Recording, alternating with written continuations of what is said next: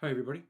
Okay, so today I wanted to go back to later daters and look at several characters and see one or two of the themes that I think can be extrapolated, I guess. Uh, okay, so if we start with Laurie, this is a person who comes home and sits in her car in her garage for a good while, half an hour, in fact. And the idea is that this is to decompress because she's going home to a place where she will be on her own. And there is a difference, obviously, between the world of work and home, or is there? I think these are the sorts of questions that we're talking about. We have a situation also with Laurie where she's trying to move off the friend zone with a person to a romantic position. And I think that rings bells across the board with later daters. But those two things I think are very interesting. The idea of decompression, for example, is decompression from work, just sheer intensive work demanding. Often the people in the series, and it may be often generally, have a kind of load that is really, really difficult for them to shed in order to get into relationships. So there are 2 points that stand out for me about Laurie, the character Laurie in the piece. Another one is Pam, and there's obviously a situation with dress for everybody, men, women, everybody in it.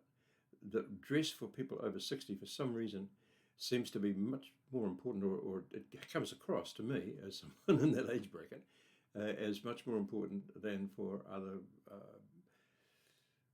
sets of people, age groups, age grades, whatever. But it's important, I think, in the sense that there's a fixation with a certain type of dress, that when we get older, we've got a preoccupation with a certain style, a certain way of doing things, which is quite hard to chop up or break up. And yeah, I don't think we're as much into yearly changes of fashion as maybe we used to be. Okay, so moving on to a couple of things that stand out to me. So most of these things actually apply to or everybody in the series later dated. I've tried to pick out things that I think to some extent or another apply to all characters. Suzanne says that she's guarded, and she's guarded because she doesn't want to be a nurse or a purse.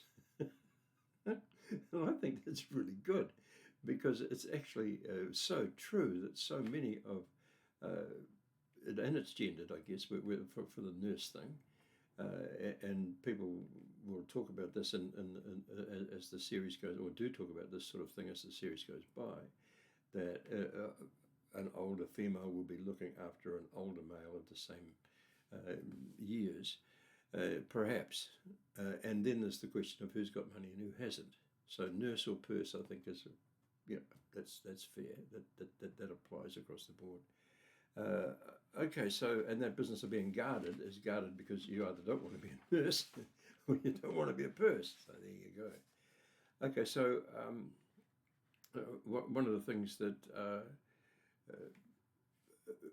happens with Pam, to move to another person, is that she, in her first dates, talks all the time. She talks and talks and talks and talks. She rattles and shakes.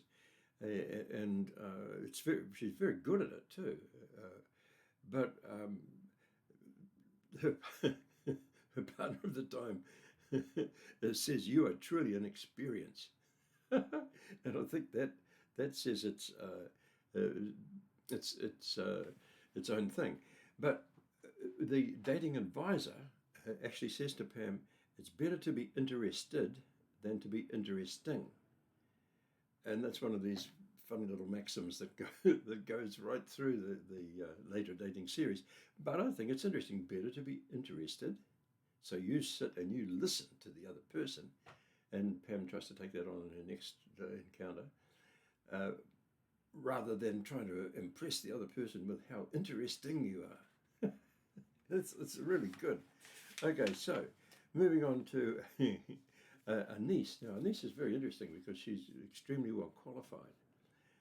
And there's several experiences that she has that are really important. She regards herself as a corporate woman, but she wants to be a multidimensional woman. So she doesn't want to be corporate all the time. She wants to actually have romantic relationships and be equal with her partner and so forth and so on in a I guess, a non-corporate way, if you like. We've got a situation where she spends a huge amount of time, and a very profitable time too, on her body and look. So she's one of the people who I think an objective observer would say, I certainly do that as one observes, because you're never sure whether you're objective or not, but she really looks much younger than she is. And she trains, she runs, she likes to do a lot of work, physical work on herself. She's got an interesting type of body language which her daughter points out to her, and I'll leave it to people who watch Later Daters to look for that. One of the interesting things too about Later Daters is the subplots, as I guess you would call them, or the subtext, maybe some people would call them, which are not really featured, not really given major mileage in the show. One is the interracial question, where Anise, who is black, dates a white person, and this is new for her, but the way it's treated, I think, is very, very well done in the show. And it's a bit like age, the way age is treated, with some people being older than others, 10 years or so. So let's say someone's 70 and someone's 60. That is well treated and important, as is race. The issue that Anise is dating a white guy is really, really important to her. The issue with Nate, who's a black guy, largely dating black women, is that he is really quite taken with age, so that someone who might be 10 years older than him is someone who he's ruling off or not ruling out, but it isn't really what he wanted. So we then move on to a couple of other features.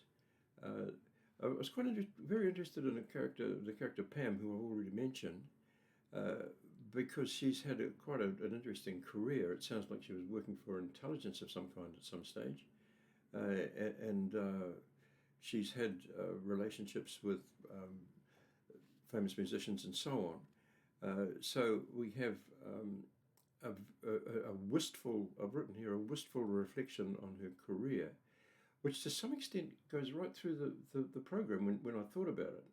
That everybody, these single men and women and men, are thinking about what they've done, what they've been preoccupied with, and wondering if that preoccupation has been a problem, or even wondering if it was really all that interesting or all that exciting, really. As though they've been trapped in some sort of treadmill that they've given more to than they've got out of. I just leave that hanging there, and I might come back to that. But yeah, certainly a mixed emotion, and yeah, I'll leave that there today. That's just some reflections. I've tried to go for some thoughts on each character, which to some extent I think apply to all characters. Now, I don't mean to say that one character has it as exactly the same quotient as another, but I do mean to say that these are shared to some degree, I believe, by all characters in Later Dating, as they may well be by all of us over 55.